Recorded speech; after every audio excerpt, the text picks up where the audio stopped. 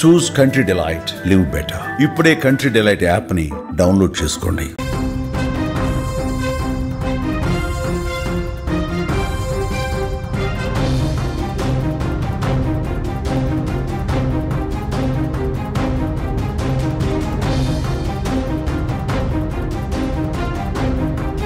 Corona విధ్వంసం మళ్ళీ కనిపిస్తోంది. ప్రపంచాన్ని కరోనా మళ్ళీ భయపెడుతోంది.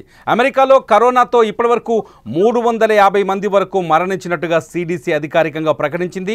ఈ మరణాల సంఖ్య 1500 వరకు కూడా చేరొచ్చని అంచనా వేస్తుంది. ఇటు మలేసియా, సింగపూర్, థాయిలాండ్లో కూడా కరోనా బీభత్సం సృష్టిస్తోంది. ఒమిక్రాన్కి సంబంధించిన వేరియంట్స్ ఇప్పుడు ఈ బీభత్సానికి కారణమవుతున్నాయి.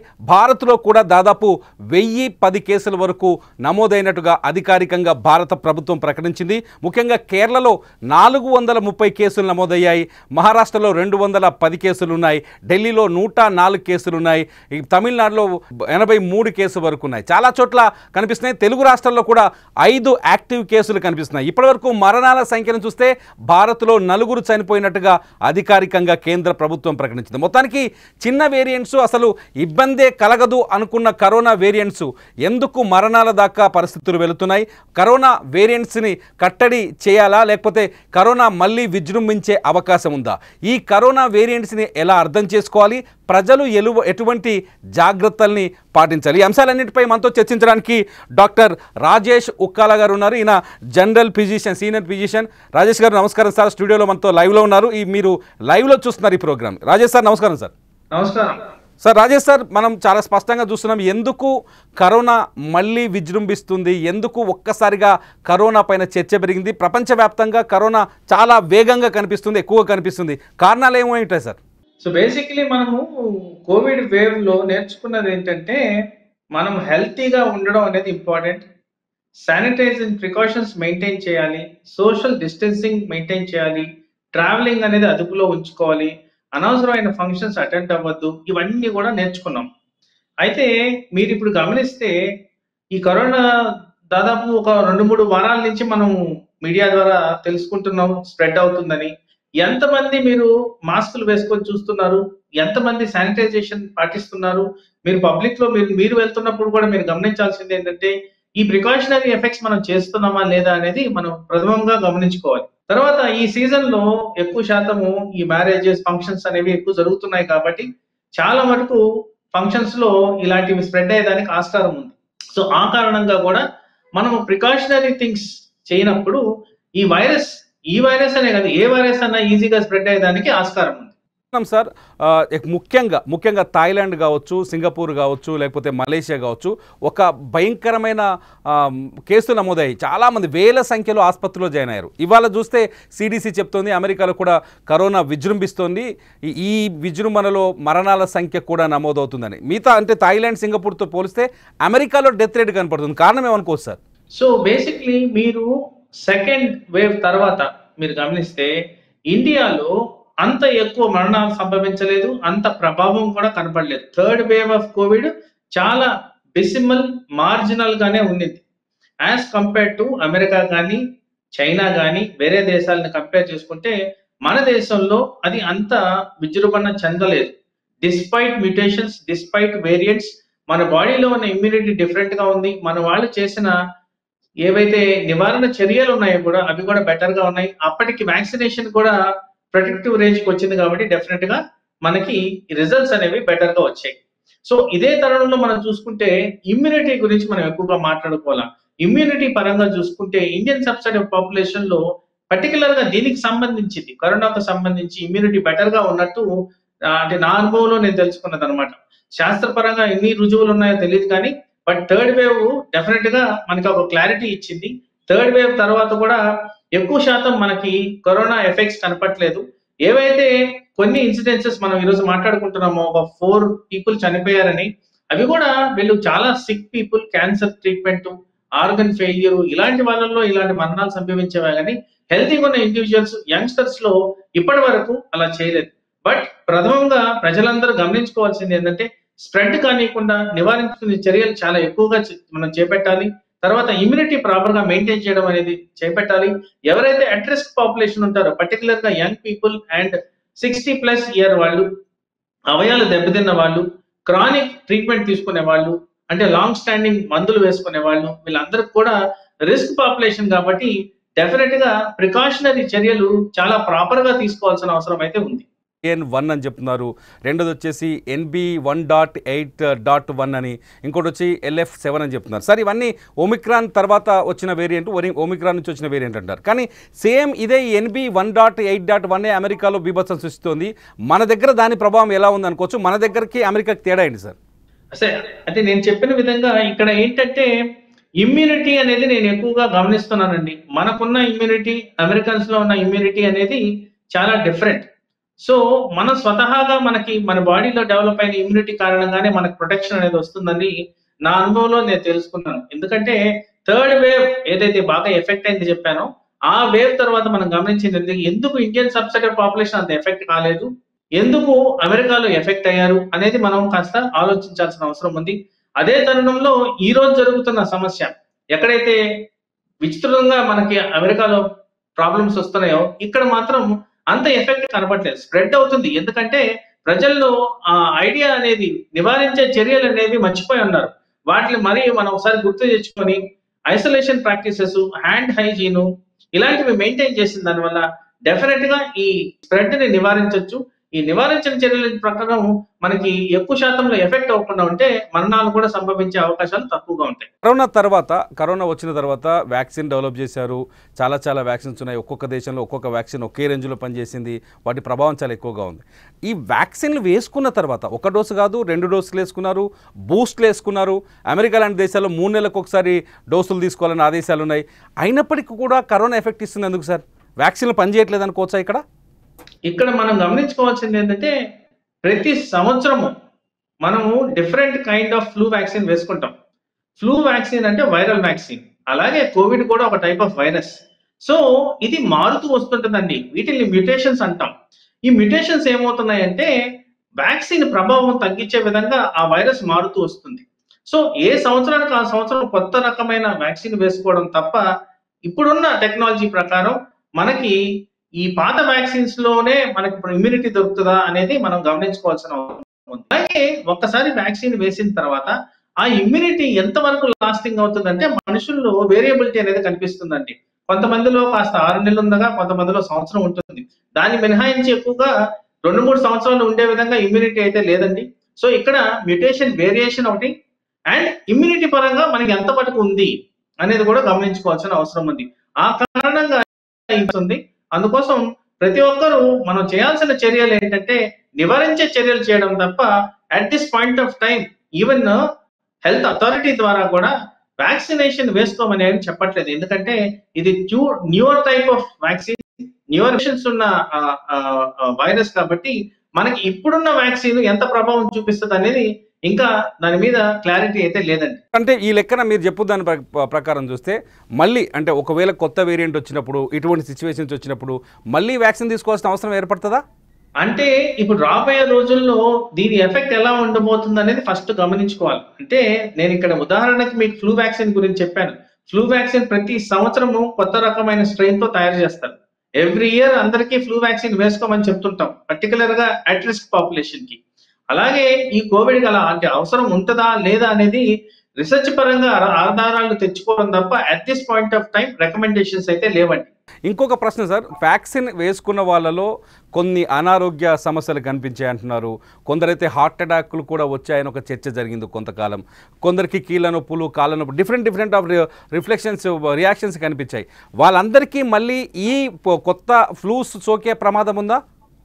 ఎందుకంటే వాళ్ళు వాస్తవానికి మీరు చెప్పేది ఏంటంటే వ్యాక్సిన్ ద్వారా ఇలాంటి ఎఫెక్ట్స్ జరిగాయని మనం అంటున్నాం, కానీ దీనికి సైంటిఫిక్ శాస్త్రపరంగా రుజువులు అయితే లేవండి.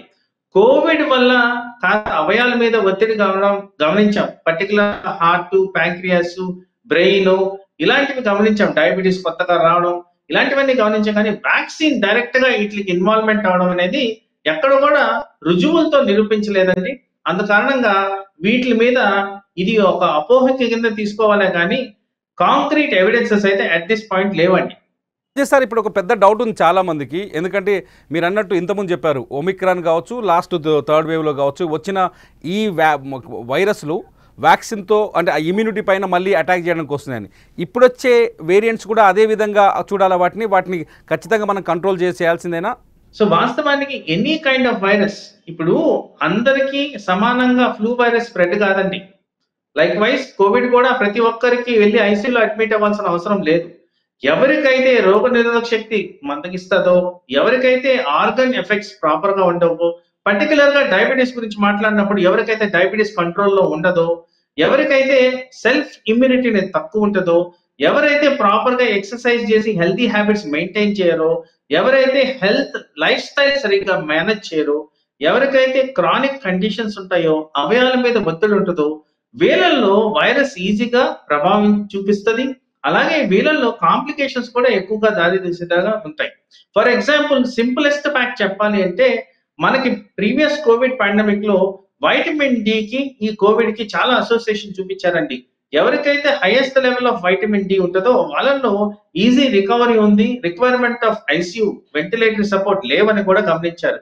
సో వైటమిన్ డి డైరెక్ట్ గా ఇమ్యూనిటీని పెంపొందిస్తుందని కూడా రుజువులు ఉన్నాయి. సో ఆ కారణంగా చూసుకుంటే ఇమ్యూనిటీ ఎవరైతే ప్రాపర్ గా మెయింటైన్ చేస్తారో వాళ్ళల్లో ఈ ఎఫెక్ట్ అనేది తక్కువ ఉండేదానికి ఆస్కారం. ఇప్పుడున్న వాళ్ళు ముఖ్యంగా డయాబెటిక్ అన్నారు. డయాబెటిక్ ఉన్న వాళ్ళ సంఖ్య రోజుకి పెరుగుతోంది మన దగ్గర. గత వేవ్స్లో చూసినా, పాత వేవ్స్లో చూసినా, ఇప్పుడు వస్తున్న కొత్త వైరస్ను చూసినా డయాబెటిక్ పేషెంట్స్ ముఖ్యంగా ఎటువంటి జాగ్రత్తలు తీసుకోవాలి సార్? సో డయాబెటిక్ పాపులేషన్ అందరూ కూడా అట్ రిస్క్ కింద వస్తారు. మనందరికీ తెలిసిన విషయం ఏంటంటే డయాబెటిక్ పాపులేషన్ లో ఈజీగా ఇన్ఫెక్షన్, ఎటువంటి ఇన్ఫెక్షన్ అయినా వస్తుంది. సో దానికి ప్రథమ చర్య మనం తీసుకోవాల్సింది ఏంటంటే హెల్తీ హ్యాబిట్స్ మెయింటైన్ చేస్తూ, షుగర్ లెవెల్స్ ప్రాపర్ గా మెయింటైన్ చేస్తూ, టార్గెట్ ఓరియంటెడ్ గా మెయింటైన్ చేయడం అనేది ఇంపార్టెంట్. అలాగే ఎవరైతే డయాబెటిక్ పేషెంట్స్ ఉంటారో వాళ్ళల్లో ఎటువంటి అవయాలు ప్రాబ్లం ఉన్నప్పుడు డాక్టర్ని సంప్రదించి అవి ఎక్కువగా కాకుండా ఈ కరోనా బారి నుంచి కాపాడుకోవడం అనేది జరగాల్సిన అవసరం ఉంది. ఇవే కాకుండా నేను చెప్పిన విధంగా ఈ విటమిన్ లెవెల్స్ మన బాడీలో ఎలా ఉన్నాయి, పర్టికులర్ గా వైటమిన్ డి ఎలా ఉంది, ఇంకేమైనా రక్తహీనత ఉందా, ఐరన్ లెవెల్స్ తక్కువ ఉన్నాయా, ట్రేస్ ఎలిమెంట్స్ తక్కువ ఉన్నాయా, ఇలాంటివన్నీ గమనించుకొని దీన్ని కరెక్టివ్ మెజర్స్ చేసుకున్న కారణంగా ఈ వైరస్ మనల్ని ఎక్కువగా ప్రభావం చూడకుండా కాపాడుకోవచ్చు. ఇప్పుడు మనం ఇండియాలో ఒక 4 కేసులు డెత్ కనిపించాయి, 4 డెత్స్ కనిపించాయి. అందులో ఒక మహారాష్ట్రలో ఒక 25 ఏళ్ల కుర్రాడు చనిపోయాడు సార్.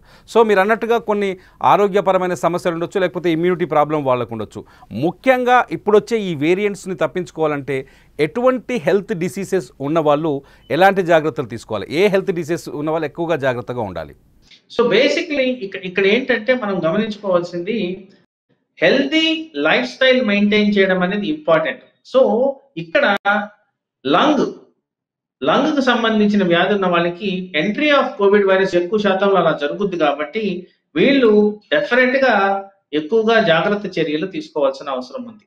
అలాగే క్యాన్సర్ సంబంధించిన పేషెంట్స్ ఎవరైనా అది ట్రీట్మెంట్ మీద ఉండొచ్చు, క్యాన్సర్ మీద రికవరీ అయి ఉండొచ్చు, వీళ్ళందరిలో కూడా రోగ నిరోధక శక్తి అనేది తక్కువ ఉంటుంది కాబట్టి వీళ్ళు కూడా చాలా జాగ్రత్తగా ఉండాల్సిన అవసరం ఉంది. అలాగే ఏజ్ గ్రూప్ వైజ్ చూసుకుంటే ఎవరైతే 5 years and below and 60 years and above ఉంటారో వీళ్ళందరినీ కూడా అట్ రిస్క్ పాపులేషన్ కింద కేటగరైజ్ చేశారు కాబట్టి వీళ్ళు కూడా కాస్త జాగ్రత్త పడాల్సిన అవసరం ఉంది. అండ్ ఓవరాల్ గా చూసుకుంటే ఫస్ట్ ఇక్కడ మనం గమనించుకోవాల్సింది ఏంటంటే స్ప్రెడ్ ఆఫ్ వైరస్ ని అరికట్టాలి కాబట్టి ఇవన్నీ కాకుండా ఫస్ట్ మనం చేయాల్సింది మన శానిటైజేషన్ ప్రొసీజర్స్ ప్రాపర్ గా మెయింటైన్ చేస్తున్నామా, తెచ్చుకున్నాము అవన్నీ లైక్ హ్యాండ్ హైజీన్, ఫేస్ ను తాకపోవడం, సోషల్ డిస్టెన్సింగ్ మెయింటైన్ చేయడం, 6 అడుగుల డిస్టెన్స్ మెయింటైన్ చేయడం, ఇలాంటివన్నీ చేసిన దాని వల్ల ఈ స్ప్రెడ్ ని నివారించినప్పుడు మరణాల సంఖ్య కూడా ఈజీగా తగ్గేదానికి ఆస్కారం ఉంది. సార్ మనం చూస్తున్నాం ఇప్పుడు ఆల్రెడీ కరోనా వచ్చింది పోయింది. ఒకప్పుడు కరోనా ఉన్నప్పుడు ఒక మనిషిని తాకాలంటే భయపడేవారు.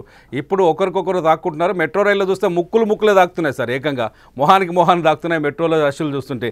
ఈ సిచ్యువేషన్స్ని ఇప్పుడు కంట్రోల్ చేయాల్సిన అవసరం ఉందంటారా సార్? అంటే మనం చేయాల్సింది ఏంటంటే ఫేస్ మాస్క్ ధరించడం నంబర్ 1. మనము హ్యాండ్ శానిటైజర్ జోబులో పెట్టుకొని తిరగడం అనేది మర్చిపోయాం అందరం. అది మెయింటైన్ చేయడం నంబర్ 1. తర్వాత డిస్టెన్సింగ్ అవర్ సెల్ఫ్, అంటే అన్నెసరీ ట్రావెల్ చేయకపోవడం, అన్నెసరీ ఫంక్షన్స్ అటెండ్ అవ్వకపోవడం, ఇవన్నీ కూడా చాలా ఇంపార్టెంట్ చర్యలు. సో మీరు అంటున్న విధంగా ప్రజల్లో ఓకే తిరుగుతున్నారు, మరి ఎంతమంది ఫేస్ మాస్క్ వేసుకుంటున్నారు, ఎంతమంది శానిటైజర్ వాడుతున్నారు, ఎంతమంది ఇంటికి రాగానే ఆ బట్టలన్నీ శుభ్రపరచుకుంటున్నారు, ఎంతమంది ఇంటికి రాగానే స్నానాలు చేసి శుభ్రపరుచుకుంటున్నారు, ఇది స్ప్రెడ్ కాకుండా ఎన్ని నివారణ చర్యలు తీసుకుంటున్నాం, ఇవన్నీ కూడా మనలో మనం ప్రశ్నించుకోవాల్సిన అవసరం ఉందండి. ఇలాంటివి చేస్తే డెఫినెట్ గా స్ప్రెడ్ ని మనం అరికట్టవచ్చు. సార్ మామూలు ప్రజలకు మీరు ఏం చెప్తారు? సామాన్య ప్రజలకంటే రెగ్యులర్గా ఉండే వాళ్ళకి, రెగ్యులర్గా రోడ్డు మీదకి వచ్చే వాళ్ళకి మాట్లాడి ఇప్పుడు ఇదంతా వదిలేస్తున్నారు, కరోనా అంటే మళ్ళీ కరోనా వచ్చిందని వదిలేస్తున్నారు, వాళ్ళకి మీరు ఏం చెప్పాలనుకుంటున్నారు సార్? సాధారణ ప్రజలందరికీ నా మనవి ఏంటంటే, మనము ఏదైతే చర్యలు మనం కోవిడ్ ద్వారా నేర్చుకున్నామో అవి మర్చిపోవద్దు. ఫేస్ మాస్క్ ధరించండి, అన్నెసరీ ట్రావెల్ అరికట్టండి, ఏదన్నా డౌట్ ఉన్న చోట ఎక్కడైతే మీకు స్ప్రెడ్ అయ్యేదానికి అవకాశం ఉందో అక్కడ వెళ్లకుండా ఉండేది, పర్టికులర్ గా హాస్పిటల్స్ లాంటి places or public places or exposure ఉన్న ఏరియాస్ ఆర్ ఎక్స్పోజ్డ్ పర్సన్, మనకు తెలిసిన కన్ఫర్మ్ పర్సన్ వాళ్ళ దగ్గరికి వెళ్ళి విచారించడం అలాంటివి చేయకుండా మీరు సెల్ఫ్ రెస్ట్రిక్షన్ చర్యలు తీసుకున్న దానివల్ల దీన్ని నివారించుకోవచ్చు. Thank you so much sir, చాలా విలువైన సమాచారాన్ని ఇచ్చారు. కాకపోతే ఒక్కసారిగా భయం అయితే మొదలవుతుంది ప్రజల్లో, మళ్ళీ కరోనా వస్తుందని ఒక భయం కనిపిస్తుంది. ఎందుకంటే కేసుల సంఖ్య కూడా అలాగే పెరుగుతుంది. మెల్లిగా మొదలై 1000 వరకు వచ్చేసింది. నెక్స్ట్ వీక్ ఇంకా రిపోర్ట్ అయ్యే అవకాశం ఎక్కువగా ఉంది. సో మీరు చివరిగా ఏం చెప్పాలనుకుంటున్నారు సార్? మొత్తం సమాజాన్ని ఒకసారి మళ్ళీ అలర్ట్ చేయాల్సిన అవసరం ఉందంటారా ప్రభుత్వాలు కూడా? డెఫినెట్ గా అలర్ట్ అవ్వాల్సిన అవసరం ఉందండి. ఎందుకంటే దీన్ని స్ప్రెడ్ కాకుండా అరికట్టడమే most important thing, basic first step దాన్ని నివారించడం. ఎందుకంటే ఎవరికి ఏ డిసీజెస్ ఉన్నాయో మన ఎవరికి తెలియదు కాబట్టి ప్రథమంగా మనం తీసుకోవాల్సిన నివారణ చర్యలు తీసుకున్నందువల్ల ఇది ఎక్కువ మనకి ప్రభావం చూపకుండా మనం నివారించుకోవచ్చు. ప్రజలందరికీ మనం ఏంటంటే ఈ సేఫ్టీ ప్రాక్టీసెస్ మాత్రం తప్పనిసరిగా చెయ్యండి. లాస్ట్లో నాకు ఒక డౌట్ సార్, చాలా అమెరికాలో కరోనా మరణాలు ఎక్కువ కనిపిస్తున్నాయి. సింగపూరు, మలేషియా, థాయిలాండ్ అటువంటి దేశాలతో వాళ్ళ నిజానికి ఇక్కడ పాజిటివ్ కేసులు ఎక్కువగా ఉన్నాయి, కానీ తక్కువ వచ్చి ఎంట్రీ ఇవ్వడంతో అమెరికాలో ఎందుకు సార్? అమెరికాలో డెత్స్ ఎందుకు ఈ స్థాయిలో రికార్డ్ అవుతాయి? మనకు వాళ్ళకి ఇమ్యూనిటీ సిస్టంలో తేడా ఉందా సార్? సో నేనే అన్నాను, థర్డ్ వేవ్ కోట్ చేసినప్పుడు అక్కడ మరణాలు మన ఇండియాలో సంభవించిన ప్రభావం గమనించుకుంటే డెఫినెట్ గా ఇండియన్ సబ్సెట్ ఆఫ్ పాపులేషన్ చాలా ఈజీగా థర్డ్ వేవ్ ని ట్యాకిల్ చేసాము. సెకండ్ వేవ్ లో ఏవైతే నేర్చుకున్నామో అవన్నీ కూడా మనం ఈజీగా ఈ స్ప్రెడ్ కాకుండా నివారించాం. So American subset of population లో ప్రాబబిలిటీ ఏంటంటే వాళ్ళకి ఇమ్యూనిటీ అంత స్ట్రెంగ్త్ లేదు, ఆ కారణంగానే ఈ వైరస్ ఎక్కువగా విజృంభించింది అనేది ఒకటి. రెండోది ఈ మ్యూటేషన్ ఎఫెక్ట్స్ కూడా మనం గమనించుకోవాలండి. వివిధ రకాల మ్యూటేషన్స్ జరుగుతున్నాయి కాబట్టి అక్కడ ఉన్న టైప్ ఆఫ్ వైరస్ మన దగ్గర ఉన్న టైప్ ఆఫ్ వైరస్ కి ఏదైనా డిఫరెన్స్ ఉండొచ్చు. ఆ కారణంగా కూడా మరణాలు సంభవించకుండా మన దగ్గర ప్రొటెక్టివ్ గా ఉన్నాం, ఈజీగా రికవర్ అవుతున్నది ఇప్పటి వరకు వచ్చిన సమాచారం అయితే ఉందండి. కానీ మనం చేయాల్సిన చర్యలు మాత్రం తప్పనిసరిగా చేయాలి.